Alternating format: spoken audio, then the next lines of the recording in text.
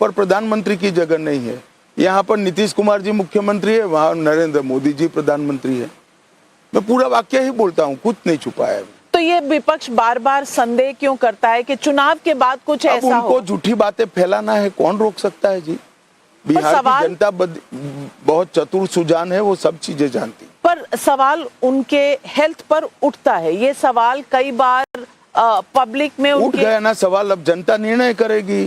तेजस्वी जी जो पिछली बार 111 सीट लेकर आए थे, बिल्कुल नजदीक थे, जिसको कहते हैं मिस्ड बाय अ विस्कर। इस बार दावेदार नहीं है मुख्यमंत्री की पोजीशन के लिए। हम 160 से ज्यादा सीटें जीतकर बिहार में सरकार बनाए।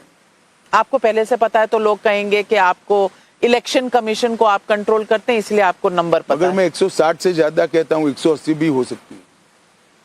मैं तो 160 से ज्यादा कहता हूँ, 160 नहीं कहता हूँ इतना। और मैं हर चुनाव में आकलन अपना कहता हूँ। पर आपको इतना भरोसा है कि 160 से ज्यादा आएंगे ऐसे वक्त में, जब आप दो तरह के स्टेटमेंट्स आपने किए।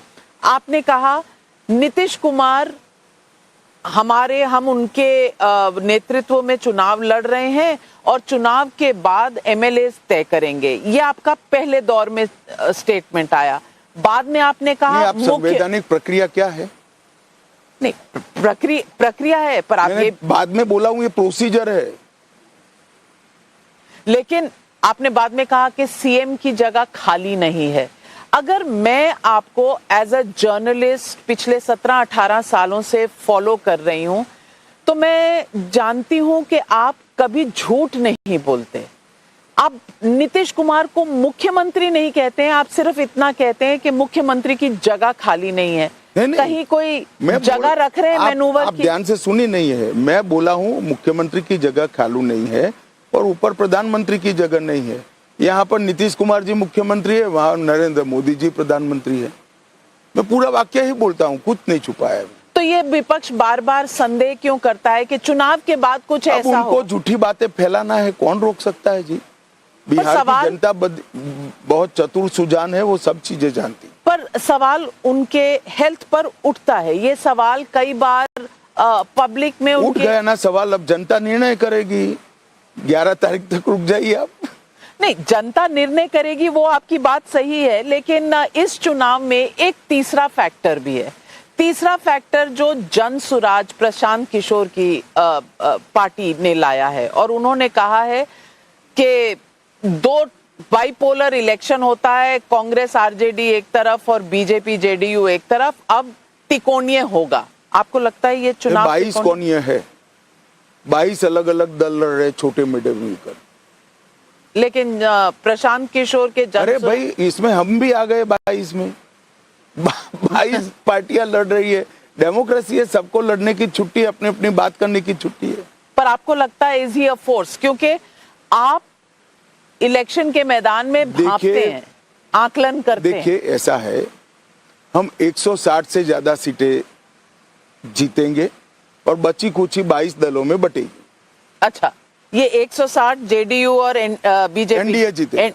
आप बार बार 5 पांडव कहते हैं। बहुत से लोग सवाल उठाते हैं कि आपने इस बार शायद प्रधानमंत्री के हनुमान जी जो हैं चिराग पासवान को 29 जो सीट्स दी हैं, वो शायद ज्यादा हैं, इतना वो डिलीवर कर पाएंगे? ज्यादा कम आप लोग आकलन नहीं लगा सकते हो। इनके 6 लोकसभा के सांसद है और 6 लोकसभा सांसद है तो 5 विधानसभा सीटें एक लोकसभा में बनती है। हमने 29 दिया है, इसमें ज्यादा कम नहीं होता है। एक 19% का वोट है जो माइनॉरिटी वोट कहलाता है, MY फैक्टर का M फैक्टर है। अब इसमें होड़ लगी हुई है कि कौन किसको बांटेगा। आपको लगता है कि तेजस्वी यादव ने एक मुस्लिम डेप्यूटी सीएम नहीं अनाउंस करके कहीं ओवैसी जी के? देखिए, मैं नहीं मानता इस तरह से सीएम डेप्यूटी सीएम अनाउंस करने से ढेर सारी चीजें रिजॉल्व होती है। हर पार्टी का एक क्रेडिबिलिटी होता है, वो क्रेडिबिलिटी और आप क्या बोल रहे हो, दोनों मिलकर मतदाता निर्णय करते। पर ओवैसी जी जब कहते हैं कि क्या अब्दुल दरी ही बिछाता रहेगा, तो एक सवाल तो वाजिब है। तो वो पूछे लालू जी की पार्टी को। आपकी पार्टी में भी एक भी? नहीं, हम क्यों पूछे? नहीं, मुस्लिम रिप्रेजेंटेशन नहीं है। आपको लगता है कभी ये एनडीए से है, 4 प्रत्याशी लड़ रहे हैं। मैं ये भी पूछना चाहती हूँ कि आपने बार बार इशारा किया है इस तरफ कि कहीं ना कहीं समन्वय में कुछ प्रॉब्लम है आरजेडी और कांग्रेस पार्टी में, तेजस्वी और राहुल गांधी में। आपको लगता है? प्रॉब्लम नहीं है, सर फुटबॉल की लड़ाई है। ये बिहारी शब्द है, सर फुटबॉल लड़ाई। कैसे कैसे कह सकते? देखिए, पर्चा डालने के अंतिम दिन तक पहले चरण का उनका प्रत्याशी ही घोषित नहीं हुआ। आज भी कई सीटों पर मतदाता को ये मालूम नहीं है कि महागठबंधन का ऑफिशियल प्रत्याशी कौन है। 11 सीटों पर फ्रेंडली फाइट है। 11 से ज्यादा सीटों पर जहां सिंबल नहीं है वहां पर भी इनके प्रत्याशी खड़े रह गए। लगभग 62 सीटों पर है। 62 सीटों पर। तो ये महागठबंधन की अलायंस है या आप इसे कुछ और नाम देंगे? नहीं, मैं क्यों नाम दूं उनको। अब वो तो बिहार की जनता प्रत्याशी को जानती है वो किस पार्टी से हैं। आप मानते हैं कि ये 2025 में 2 ही चुनाव हुए, दिल्ली का हुआ और अब बिहार का है। ये चुनाव बीजेपी के लिए बहुत ज्यादा अहमियत रखते हैं? बीजेपी के लिए हर चुनाव अहमियत रखता है। हम ऑल इंडिया पार्टी है, हर राज्य में हमारे अच्छे यूनिट है, अच्छे से हम परफॉर्म कर रहे हैं।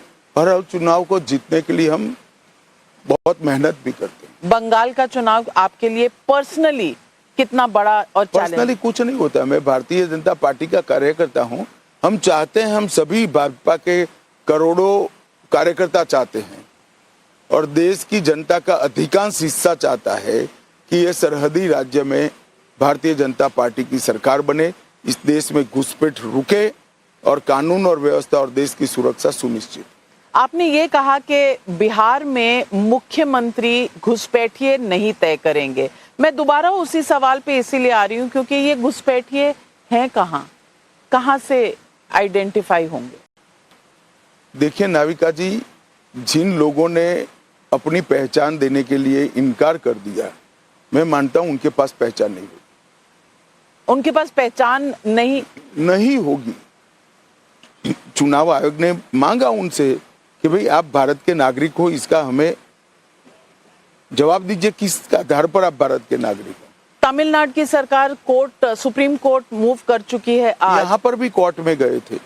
बिहार का जब चलता था तब कोर्ट में गए ही थे। आपको लगता है कि ये मुद्दा एक बहुत पोलराइजिंग मुद्दा और डिवाइडिंग मुद्दा हो गया है? मीडिया के पास मुद्दे कम हो गए हैं, इसलिए आप लोग एसआईआर को मुद्दा बना रहे। एसआईआर को नई एक्सरसाइज है नहीं, 1955 से 2004 तक चला है और ज्यादातर कांग्रेस के समय में चला है और हर बार चुनाव आयोग ने किया है, इस बार भी चुनाव आयोग करा। लेकिन आप मीडिया कह रहे हैं यहाँ सरकारें, जो विपक्ष की सरकारें वो कोर्ट जा रही हैं, तो मीडिया का तो काम है सवाल नहीं पूछना। उनको पूछिए ना, मुझे क्यों पूछ रहे हैं। भारतीय जनता पार्टी और साथी दल एसआईआर का समर्थन करते हैं।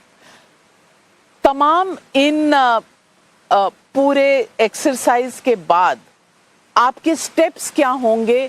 कुछ इस पर पारदर्शिता नहीं, मतदाता सूची तो चुनाव आयोग ही फाइनल करेगा, वो फाइनल होगी, इसके आधार पर चुनाव होगा। और जो लोग उसमें नहीं होंगे वो कौन है, वो क्या है, वो कहाँ जाएंगे? वो चुनाव आयोग की मतदाता सूची पूरे देश की फाइनल हो जाएगी। बाद में चुनाव आयोग के साथ बैठकर इसकी मीमांसा करेंगे। सवाल माओइस्ट टेरर का भी आपसे पूछना चाहती हूँ क्योंकि आपको हाल ही में बहुत इसमें सक्सेस मिला है। आप क्या मानते हैं मोदी सरकार की सबसे बड़ी उपलब्धियों में ये एक बड़ी उपलब्धि है? निश्चित रूप से ये पूरे देश के लिए बहुत बड़ी उपलब्धि है और मैं मानता हूं कि 31/3/2026 को इस पूरा देश माओवाद से मुक्त हो जाएगा। ये आपकी कड़ी मेहनत रही है पिछले 7-8 सालों में, आपने इसको अपना सबसे ज्यादा मेहनत हमारे सुरक्षा बलों ने की।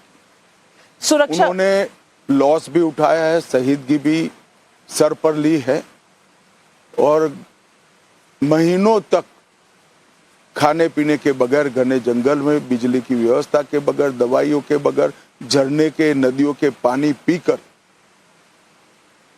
माओवादी समस्या का समाधान ढूंढने का प्रयास किया है।